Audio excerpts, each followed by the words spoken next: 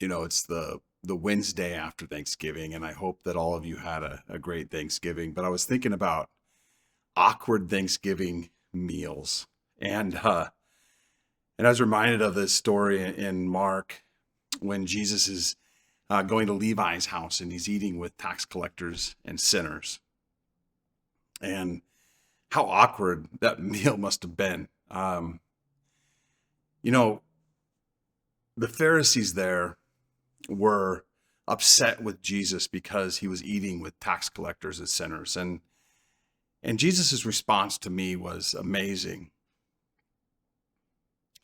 He said that a doctor does not come for well people, but for sick people. And that response blows me away because he changed the whole dynamic of the conversation. He changed it from being legal terms to being medical terms. And that's huge. When you're talking about legal terms, you're talking about a judge standing at the destination of your life and weighing your life and then passing judgment. And when you're talking about medical terms, you're actually talking about a doctor standing with you where you're at. And instead of passing judgment, giving a diagnosis. And diagnosis and judgment can seem really similar to one another. But the difference is this. When a judge passes judgment, after judgment comes sentencing. But when a doctor gives a diagnosis, after the diagnosis comes treatment. And that's Jesus to us, man. He's not saying, I'm not standing at the destination of your life judging you. I am standing here with you saying, I want to bring you life. Medical terminology isn't about right and wrong. It's about things that are healthy and things that aren't healthy. It's about loving someone and saying, I want good things for you. The Bible says that Jesus doesn't judge us. Jesus himself said that I didn't come to bring judgment, but I came to bring life and freedom. He says there will be a judgment on the last day.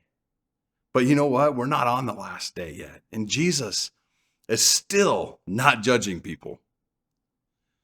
I used to think that this dinner that Jesus was having at Levi's house was amazing because Jesus was eating with tax collectors and sinners. But the really amazing thing is that tax collectors and sinners chose to eat with Jesus. There was something about Jesus that they felt loved, they felt seen, and they felt accepted. And I used to think that all the tax collectors and the sinners were hanging out at Levi's house because Levi was a tax collector. And these are his friends, and they came over to see what's going on with this Jesus guy. But if you read it, it actually says that they were there because that the sinners were there because there were many who followed him. Jesus's followers, the people that were following him, that were in his orbit, were made up of sinners. And I think that's really what really ticked off the Pharisees, because they wanted to check out this Jesus guy, this guy that's supposed to be a prophet, the new religious leader. They wanted to go and check him out. But in order to go do that, they had to be around people that they didn't want to be around. They had to be around sinners and the degenerates of society, and they didn't want to do that. You know that Jesus is still hanging out with sinners? When you meet Jesus,